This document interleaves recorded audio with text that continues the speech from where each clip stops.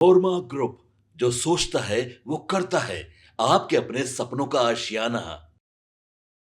लगभग एक महीने से बिहार की राजनीति में बहुत कुछ देखने को मिल रहा है और बहुत सारी बातें समझने के लिए रखी हुई हैं। आपको बता दें कि सबसे पहले हम उस बात की चर्चा करते हैं जहां बिहार की राजनीति के बदलते हुए कई सुर देखने को मिल रहे हैं। अभी अभी सोशल मीडिया पर एक और पोस्ट आया है और उस पोस्ट के आने के बाद से अब बिहार की राजनीति में आने वाला समय जो होगा किस तरह का होगा वो साफ साफ नज़र आ रहा है। चिराग पासवान विधानसभा चुनाव लड़ेंगे या नहीं लड़ेंगे, इस बात को लेकर के शुरुआत की थी उनके जीजा और जमुई के सांसद अरुण भारती ने। एनडीए के अंदर चिराग पासवान को लेकर के कई तरह की बातें चल रही हैं और जिस तरह से चिराग पासवान को लेकर के लोक जनशक्ति पार्टी लगातार बैठक कर रही है और प्लान बना रही है, इसके साथ साथ कई एजेंडे भी पास किए गए हैं जिन एजेंडों ने कहीं ना कहीं बिहार की राजनीति में एक अलग तरह का सोच पैदा किया है। आपको बता दें कि इन सभी बातों को लेकर के जो वर्तमान परिस्थितियां बनी हैं उसमें कई ऐसे पोस्ट हैं जिसको लेकर के चर्चाएं तेज हो गई हैं। आपको बता दें कि चिराग पासवान विधानसभा चुनाव लड़ेंगे या नहीं लड़ेंगे, इस बात को लेकर के जो चर्चाएं चल रही हैं उसमें कई ऐसी बातें हैं जिस पर अब मंथन के दौर से भी गुजरना पड़ रहा है। वर्तमान स्थिति में जो नज़र आ रहा है उसमें चिराग पासवान ने एनडीए में ऐसा पेच फंसाया है जिससे लेकर के या और न्यूज़ चैनलों पर ये बातें आपको साफ साफ नज़र आ रही होगी कि किस तरह की परिस्थितियां बनी हैं और इसके क्या मायने निकाले जा रहे हैं। बिहार विधानसभा चुनाव लड़ने को लेकर के चिराग पासवान ने भी कहा है कि यदि उनके चुनाव लड़ने से फ़ायदा होता है एनडीए गठबंधन को या फिर उनकी पार्टी को तो उन्हें ज़रा भी संकोच नहीं होगा और वो बिहार के लिए ही राजनीति करने आए हैं। आपको बता दें कि चिराग पासवान के जीजा अरुण भारती ने चिराग पासवान को लेकर के एक बड़ा बयान दिया था। कहा था कि चिराग पासवान बिहार विधानसभा का चुनाव लड़ेंगे। आगे उन्होंने कहा कि बिहार की जनता उन्हें बड़ी जिम्मेवारी देना चाहती है। आपको बताया कि लोक जनशक्ति पार्टी रामविलास पासवान के सांसद अरुण भारती दिल्ली से पटना पहुंचे और उसी समय उन्होंने ये बात कही थी। ये बात तब उन्होंने कही थी जब उनकी पार्टी की तरफ से लगातार दबाव और उनके कार्यकर्ता समर्थकों की तरफ से चिराग पासवान को बिहार लाने की बात की जा रही थी। चिराग पासवान बिहार फर्स्ट बिहारी फर्स्ट के विजन के साथ 2020 में मैदान में उतरे थे, जिसका असर भी देखने को मिला था और अब उसके बाद से ये चर्चाएं शुरू हो गई हैं।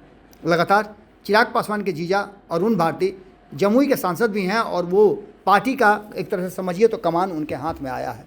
चिराग पासवान को लेकर के उनके जो भी बयान हैं उन बयानों को आप यूं ही नहीं ले सकते हैं और न ही उन बयानों में किसी भी तरह का कोई भी संशय आपको समझना चाहिए। जो बात अरुण भारती बोल रहे हैं उसके पीछे तर्क भी है और उसके पीछे सच्चाई भी नज़र आती है। आपको बता दें कि अरुण भारती ने जब अपने बयान दिए हैं उसके बाद जब चिराग पासवान से पूछा गया है तो चिराग पासवान ने उस बयान से इनकार नहीं किया है। मुख्यमंत्री के चेहरे के रूप में एक तरफ जहां एक बड़े कन्फ्यूजन की स्थिति पैदा हो गई है, जहां एनडीए गठबंधन में अभी तक मुख्यमंत्री का चेहरा घोषित नहीं हुआ है, भारतीय जनता पार्टी ने इस पर मुहर नहीं लगाई है, उसके बावजूद भी चिराग पासवान और उनकी पूरी टीम नीतीश कुमार को मुख्यमंत्री मानती है और मुख्यमंत्री का चेहरा भी मानती है। कल ही हमने संपादक नमन मिश्रा जी से जब बातचीत किया, उनके साथ पंचनामा हम कर रहे थे, तो मैंने पूछा भी था कि जब आप गए थे बिहार का प्रतिनिधित्व करने दिल्ली में और भारतीय जनता पार्टी ने जब वो कार्यक्रम आयोजित किया था प्रधानमंत्री नरेंद्र मोदी के 11 साल के कार्यकाल को लेकर के और बिहार में क्या कुछ उससे फ़ायदा और हुआ और बिहार क्या चाहता है आगे, इन सभी बातों को लेकर के जब उनसे हमने बातचीत किया तो उन्होंने स्पष्ट कहा कि जब अमित शाह से उन्होंने सवाल पूछा तो अमित शाह ने साफ कर दिया था कि अभी वर्तमान में हमारे मुख्यमंत्री नीतीश कुमार हैं। आगे रहने की बात को उन्होंने कहा कि आगे देखिए क्या होता है, आगे बहुत सारी बातें अभी हैं जो जिसके खुलासे नहीं हुए हैं। लेकिन आपको बता दें कि जहां एक तरफ मुख्यमंत्री के चेहरे पर अभी भी पेंच फंसा हुआ है एनडीए में, महागठबंधन में भी कमोबेश यही स्थिति है, क्योंकि कांग्रेस ने कहीं ना कहीं वहां भी पेंच फंसा दिया है और इसको लेकर के संशय की स्थिति बनी हुई है। सीट शेयरिंग का समझौता सबसे बड़ा है, जो हम बताए आपको बार बार बता रहे हैं कि सबसे बड़ा हर्डल वही है। सीट शेयरिंग के समझौते के समय में जो होगा उसका अंदाज़ा अभी से कोई भी नहीं लगा सकता है। क्या शांति से ये सब कुछ निपट जाएगा या इसमें बहुत बड़ा बवाल होगा, क्योंकि सीट शेयरिंग के समझौते में इस बार कोई भी समझौता के मूड में नहीं नज़र आ रहा है। एक तरफ आप देख रहे होंगे चिराग पासवान, उनकी पूरी टीम एग्रेसिव राजनीति कर रही है, वहीं दूसरी तरफ आपने एक और चीज़ देखी होगी कि पार्टी के और भी, या माफ़ कीजिएगा, जो गठबंधन है एनडीए गठबंधन, उसके और भी साथी हैं, उनका भी एजेंडा एकदम बिल्कुल क्लियर नज़र आ रहा है। साफ तौर पर जब आप देखा होगा कि पिछले 2 बार से देखा जा रहा है कि 8 तारीख को चिराग पासवान और उपेंद्र कुशवाहा दोनों ने अलग अलग रैलियां की। दोनों की रैली में अच्छी खासी भीड़ जुटी थी और दोनों के एजेंडे लगभग क्लियर थे।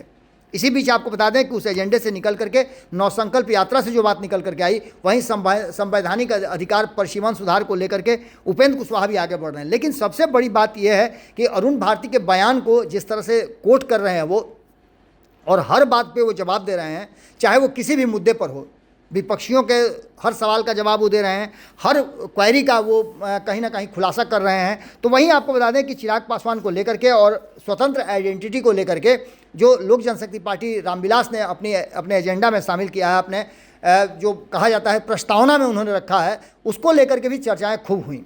इन सारी बातों को लेकर के लालू प्रसाद की बात कर लें या फिर महागठबंधन में जाने की बात को लेकर के करें, इससे भी साफ इनकार कर दिया गया है। एनडीए गठबंधन के तहत अगर चुनाव लड़ते हैं चिराग पासवान, तो चिराग पासवान कहीं ना कहीं एक बड़े कहा जा रहा है कि एंकर का काम कर रहे हैं। अभी जो वर्तमान स्थिति बनी है उसमें चिराग पासवान के वोट बैंक पर सबकी नज़र है और सभी को पता है कि चिराग पासवान का वोट बैंक ट्रांसफ़र हो रहा है। वहीं आपको बता दें कि नीतीश कुमार को लेकर के भी कई सवाल खड़े हो रहे हैं। तो सबसे बड़ी बात ये आई है सामने कि जिस तरह से अरुण भारती लगातार मुखर हैं और एक बार फिर से उन्होंने एक ट्वीट किया है, हालांकि वो लगातार सुर्खियों में रह रहे हैं और उनके जो बयान हैं उन बयानों पर बिहार की राजनीति में चर्चाएँ भी शुरू हो रही हैं।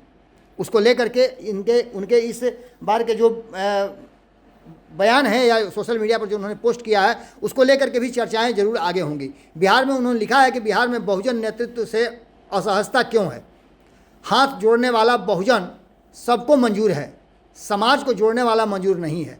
सिर्फ हंगामा खड़ा करना मेरा मकसद नहीं है, मेरी कोशिश है कि यह सीरत बदलनी चाहिए। यानी सीधी तौर पर उन्होंने, आप समझ लीजिए कि एक लाठी से उन्होंने कई को हाँक दिया है, या कहा जाए तो एक तीर से कई शिकार किए हैं। अब इस तीर के शिकार को आप अच्छी तरह से समझिएगा, क्योंकि आने वाले समय में नीतीश कुमार के विकल्प की तलाश हो रही है और इस विकल्प के तलाश में सबसे मजबूत दावेदारों में से एक चिराग पासवान भी हैं।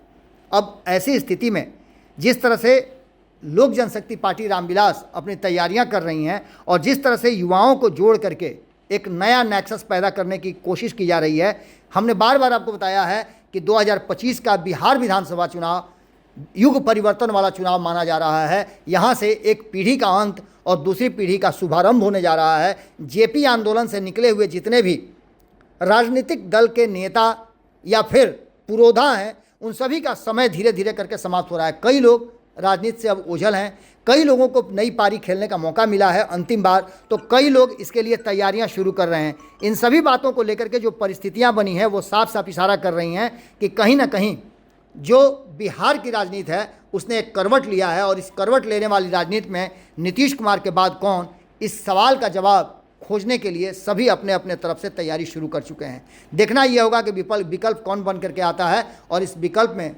चिराग पासवान की स्थिति कहाँ रहती है। अरुण भारती के इस सोशल मीडिया पोस्ट के बाद निश्चित रूप से ये क्लियर है कि उनका एजेंडा क्या है। बिहार में एक नई शुरुआत के साथ, एक नई उम्मीद के साथ, एक नई मजबूती के साथ चिराग पासवान की टीम तैयार है। अब देखना होगा कि इसको कैसे हैंडल करते हैं चिराग पासवान। जुड़े रहिए भारत लाइव के साथ, खबरों का सिलसिला लगातार जारी है। बहुत बहुत धन्यवाद। वीडियो पसंद आई और वह बिहार के राजनीति और बिहारियत से सरोकार रखेनी तो सब्सक्राइब बटन दबा के चैनल के सब्सक्राइब कर ली। ओजे एगो घंटी बा, ओकरा बटन दबा देला से कुल सटीक और मारक खबर रुआ मुफ्त में मिल जाई। अगर रुआ पत्रकारिता के हमनी के नया प्रयोग में सहयोग कर चाहतानी तो ज्वाइन बटन दबा दी। पेटीएम नंबर नोट कर ली 9386816700। धन्यवाद।